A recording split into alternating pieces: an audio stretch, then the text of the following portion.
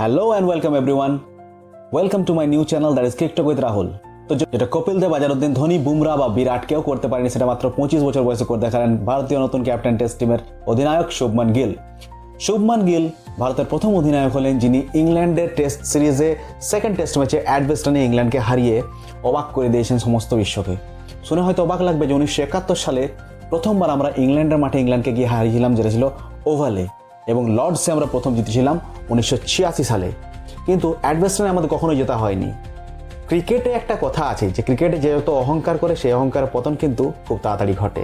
এবার অস্ট্রেলিয়ার অহংকার আমরা ভেঙেছিলাম গাবাতে গিয়ে, এবার অ্যাডবেস্টনে ইংল্যান্ডের পালা, তাদের অহংকারকেও আমরা চূর্ণ চূর্ণ করে দিয়েছি।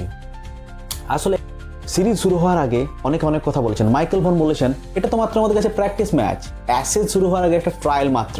কিন্তু ভারত প্রমাণ করে দিয়েছে, বাবু অতটা সহজ নয়। নতুন টেস্ট টিম, নতুন অধিনায়ক, তোমরা যতটা সহজ মনে করো, আমাদের কিন্তু সাহস তার থেকে অনেক বেশি। সেটাই 2021 সালে যখন আমরা গাবার টেস্ট ম্যাচটা জিতেছিলাম, সেখানে কিন্তু বুমরা ছিল না। আবার এই অ্যাডবেস্টন টেস্ট ম্যাচেও বুমরা ছিল না। তো ভারতীয় দল একটা বুমরার উপরে নির্ভরশীল হয়ে পড়ে।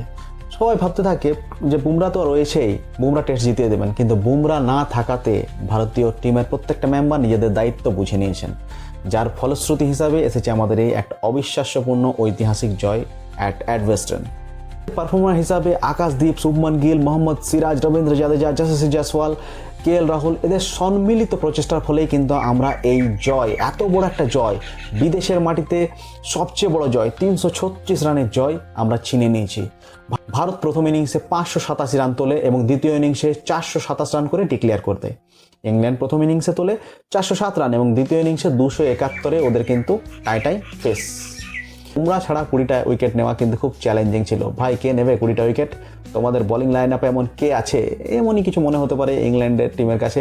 কিন্তু মোহাম্মদ সিরাজ এবং আকাশদীপের সম্মিলিত প্রচেষ্টায় 17টি উইকেট টেনে নিয়েছে, যার মধ্যে 10টি নিয়েছে আকাশদীপ একা এবং 7টি উইকেট নিয়েছে মোহাম্মদ সিরাজ। আকাশদীপ মানে কি বলবো ভাই, আকাশদীপ তো বিহার থেকে যেন লাগান তুলতে এসেছে, 3 গুণা লাগান। 10টি উইকেট, বিশাল ব্যাপার। মানে একটা আন্ডাররেটেড বলার। যদি ভাবো একবার, যদি বুমরা খেলতো এই টেস্ট ম্যাচটা, 5টা ম্যাচ খেলতো, তাহলে আকাশদীপের তো হয়তো সুযোগই আসতো না। পরিবর্তন হিসাবে প্রথম টেস্ট ম্যাচে সে এমন রেকর্ড করে ফেলেছে যা অবিশ্বাস্য। সবাই ভাবছিল পিচটা হচ্ছে ফ্ল্যাট পিচ, কিন্তু আকাশদীপের বোলিংয়ে বোঝা গেল যে পিচ ফ্ল্যাট হলেও ট্যালেন্টের দরকার আছে, আর আকাশদীপ সেটাই প্রমাণ করলেন। ভারতের ইতিহাসে ইংল্যান্ডের সেরা পারফর্মিং বোলার হলেন আকাশদীপ, যিনি 10টি উইকেট নিয়ে 187 রানে। চেতন শর্মার রেকর্ড তিনি ভেঙে দিয়েছেন 1986 সালে, যখন চেতন শর্মা 198 রানে 10টি উইকেট নিয়েছিলেন। বুমরার রেকর্ডও গুঁড়িয়ে দিলেন, 110 রানে 9টি উইকেট, এবং জাহির খানের ছিল 2007 সালে 202 রানে 9 উইকেট। এই 3টি রেকর্ডকে একদম ভেঙে চুরমার করে দিয়েছেন আমাদের বিহারের লালা আকাশদীপ। ভারতের টেস্ট ইতিহাসে সবচেয়ে বড় জয় 336 রানের। এর আগে যে ভারতের রেকর্ডটা ছিল সেটা ছিল 318 রানে ওয়েস্ট ইন্ডিজের বিরুদ্ধে। জয়ের নায়ক ছিলেন শুভমান গিল। কণ্ঠস্বর হিসাবে তাকে অনেক ট্রোল সহ্য করতে হয়েছে, কেউ তাকে শুভমান গিল বলতেন। তার অধিনায়কত্ব হিসাবে অনেক প্রশ্ন উঠেছে। বিরাট কোহলি এবং রোহিত শর্মার পর শুভমান গিল কি পারবে? তা কিন্তু বারবারই বলি, সমালোচকদের ব্যাট হাতে জবাব দিয়েছেন শুভমান গিল। ওভারসিজে ডবল সেঞ্চুরি, প্রথম ইনিংসেই 269 রান, দ্বিতীয় ইনিংসে 161 রান। ভাবা যায় টেস্টের ইতিহাসে একমাত্র ব্যাটসম্যান যিনি এক ম্যাচে 2টি ইনিংসে 250+ এবং 150+ রান করেছেন। এক সময়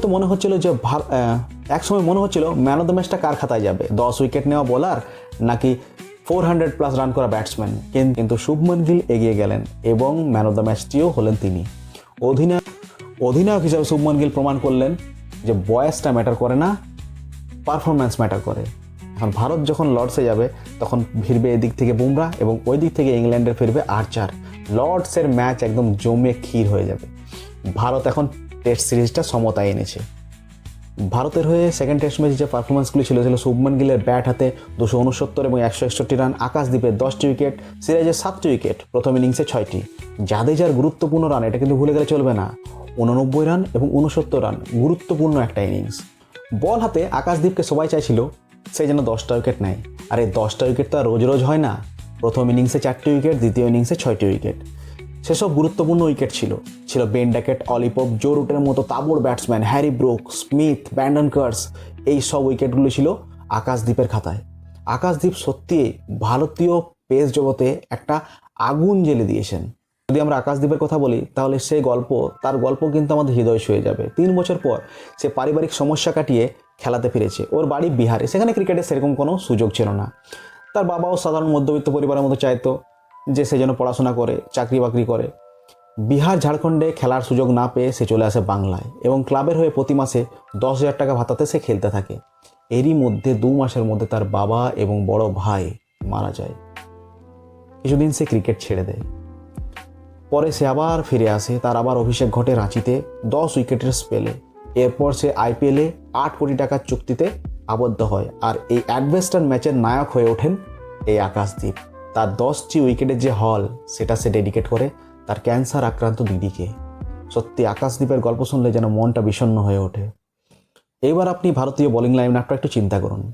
লর্ডসের ম্যাচ হবে একদম সিনেমার মতো, যেখানে বোলিং লাইন আপ কিন্তু আগুন ঝরাবে। বুমরা, আকাশদ্বীপ এবং সিরাজ। টিমও ফিরছেন আর্চার, মানে একটা দারুণ ব্যাপার, ভয়ঙ্কর পেস, দারুণ ক্রাউড। আশা করি ভারত এই ম্যাচ জিতবে। সো শেষে বলি hats off to Indian team. ভিডিওটি ভালো লেগে থাকলে অবশ্যই লাইক, শেয়ার এবং সাবস্ক্রাইব করবেন, এবং যদি এই ধরনের ক্রিকেটের ভিডিও আপনারা দেখতে চান এবং ভালো লেগে থাকে তো অবশ্যই বেল আইকনটা টাং করে বাজিয়ে দেবেন। ধন্যবাদ, থ্যাংক ইউ, জয় হিন্দ।